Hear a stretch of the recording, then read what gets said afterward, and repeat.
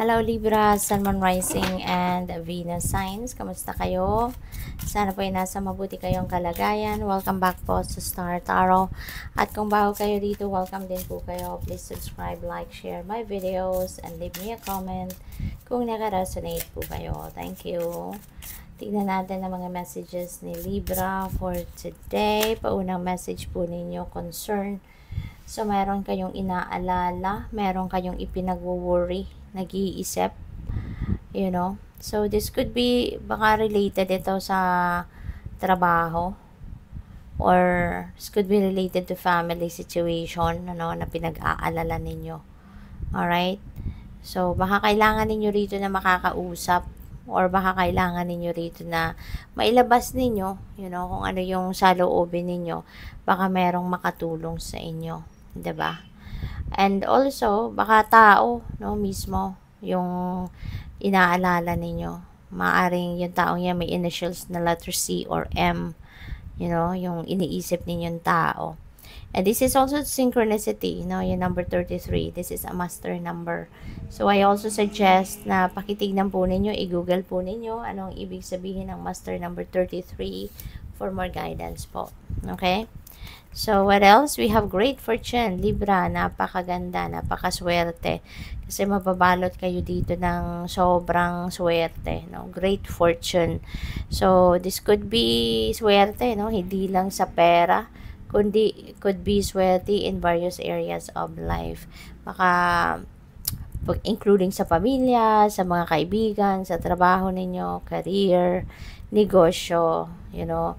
So, baka all areas of life mabalot ng swerte ninyo sa ngayon. Kaya po pwede rin na mayroon ditong dadating na pera sa inyo, no? It could be a big chunk of money, no? Pwedeng dumating.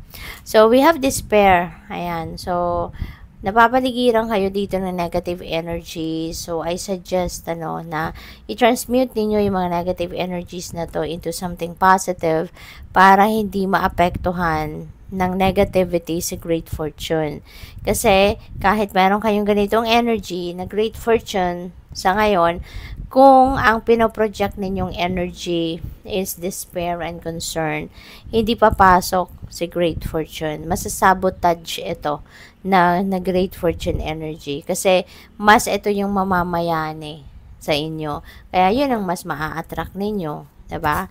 Kaya as much as possible, wag na kayong mag-focus dito sa mga negative energy na to. Wag ninyong pag-focusan yung mga problemang ito. Bagkus, no?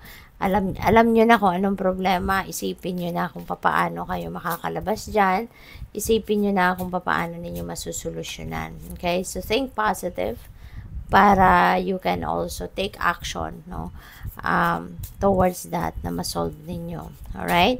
Kasi baka ang iba sa inyo nagkakaproblema sa trabaho, or baka nawala ng trabaho, na lay off, natapos na yung kontrata, na terminate na, ahead of time siguro, kaya maaring hindi kayo nakapaghanda, hindi kayo ready financially for that na mawalan ng trabaho, no? So, pwedeng ganon.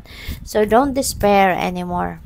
Kasi the more na mawalan kayo ng pag-asa, edi talagang mas bibigat pa niyan ang buhay ninyo, mas bibigat pa dyan yung pakiramdam ninyo.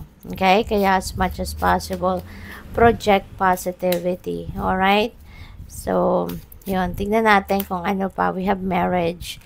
Ayan. So, ang iba sa inyo magpapakasal no?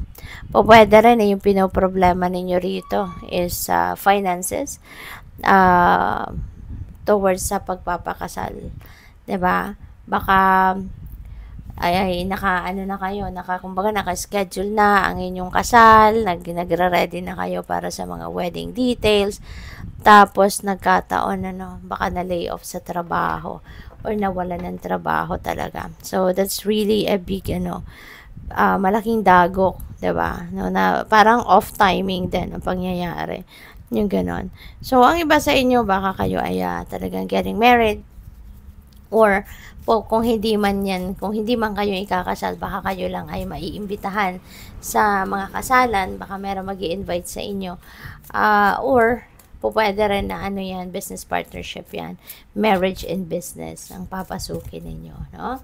So, by the way, shout out muna sa ating beloved channel member na si Maria Yui 3981.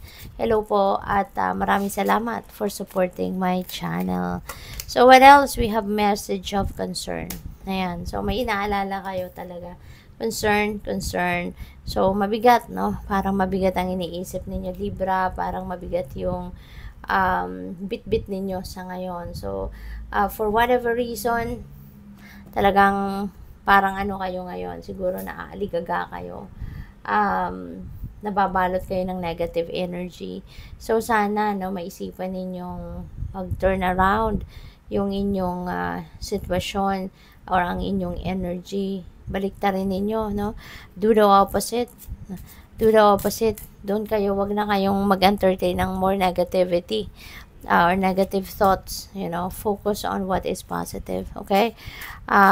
Kung kailangan ninyo na may makakausap dito, magpa-advise, go for it, no? Para gumaanggan ang inyong pakiramdam. Alamin ninyo kung ano ang mga nangyayari para hindi kayo nag-iisip na nag-iisip. Alright? So, what else? We have self-employment. So, maaari talaga ng iba sa inyo mag-change career na kasi dahil dito. Baka talaga nawalan kayo ng trabaho, baka ang iba talaga sa inyo rito pwede rin na nag-resign kayo, no? Forced resignation, maaaring ganon. Kaya ngayon, since you also have great fortune, sana, 'di ba? Maalis na ninyo itong mga negative energy para wala nang maging sagabal ang pagpasok ni great fortune para makapagsimula na kayo ng bagong buhay, makapagsimula na kayo magnegosyo at kumita na muli. Alright? Kaya think positive, alright? And feel positive. So, we also have emotions. Ayan, you are going to be, ngayon, talagang, feeling ko rito, mabigat, no? Pinagdadaanan ng iba sa inyo.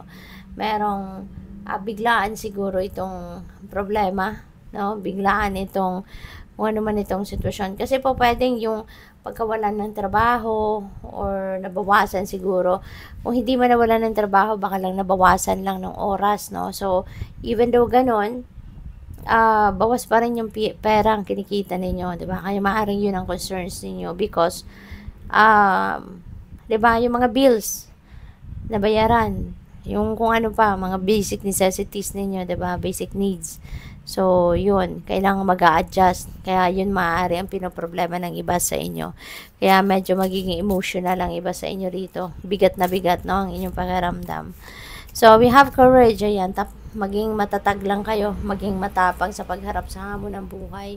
Kasi always remember na hindi naman kayo hahayaan ng divine universe na malunod dyan, di ba? Sa kawalang pag-asa. Kaya nga kailangan na maging matatag, maging matibay para maharap ninyo tawag dito, maharap ninyo ng maayos yung mga problemang ito. Kasi wala namang problema na hindi nasusolusyonan. Kaya tatagan mo lang ang inyong loob, kaya mo yan. And always listen to your intuition so that you will be guided accordingly. Okay? Kung ano na mga susunod mong gawin, what are the next steps that you need to do, alright? Or to take. So, good luck. Thank you for watching. Love and light. Namaste.